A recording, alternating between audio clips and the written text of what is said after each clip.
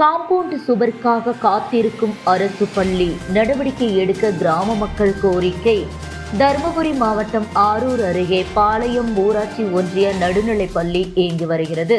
இந்த பள்ளியில் சுற்றுவட்டார பகுதிகளைச் சேர்ந்த 100க்கும் மேற்பட்ட மாணவ மாணவிகள் படித்து வருகிறார்கள். இந்த பள்ளியில் சுற்றுச்சுவர் இல்லை.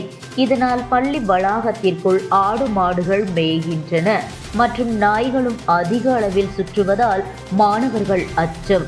இரவு நேரங்களில் மது பெரியர்கள் குடித்துவிட்டு மது பாட்டில்களை உடைத்துவிட்டு பள்ளிக்கு அருகேயே விட்டு செல்கின்றனர். இதனால் பள்ளிக்கு வரும் மாணவர்களும் ஆசிரியர்களும் மிகவும் அவதிக்குள்ளாகின்றனர். எனவே போர்க்கால அடிப்படையில் சுற்றுச்சுவர் கட்டி மாணவ மாணவிகளின் பாதுகாப்பை உறுதி செய்ய வேண்டும் என்றும் மாவட்ட நிர்வாகம் உரிய நடவடிக்கை எடுக்க வேண்டும் என்றும் கிராம மக்கள் கோரிக்கை. தருமபுரி செய்திகளுக்காக விபத்துபதி, தமிழ்நாடு டுடே செய்திகளுக்காக செய்தி வாசிப்பாளர் ஆனந்தி.